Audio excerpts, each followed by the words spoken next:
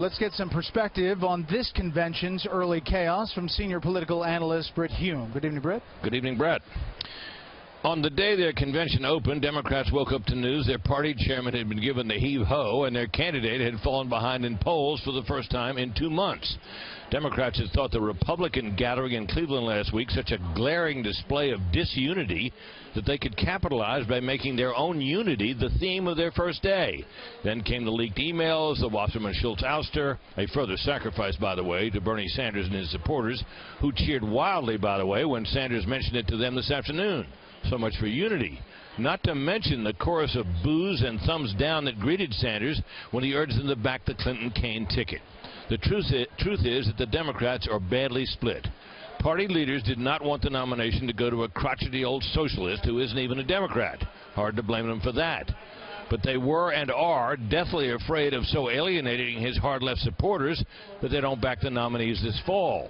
They'll be deeply relieved if tonight isn't totally dominated by the cheering of Sanders and the booing of his support for the ticket.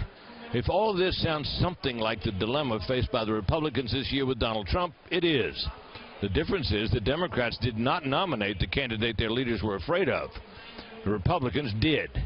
Yet today, at least, that guy is ahead in the polls. Brett? You know, Britt, as we're following the step-by-step tick-tock here of the convention schedule, there's not a worry that Hillary Clinton or Tim Kaine are not going to get the nomination in the roll call vote.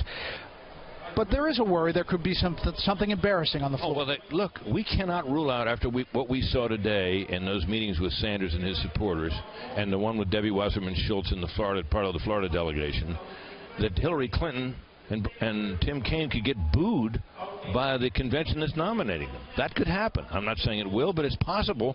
These Sanders delegates are convinced, and Sanders is himself a conspiracy theorist, that this nomination was stolen from him by the Democratic National Committee. That creates a poisonous atmosphere down there. Hence the text from Bernie Sanders urging his people not to do that. Exactly right. Britt, as always, thank you.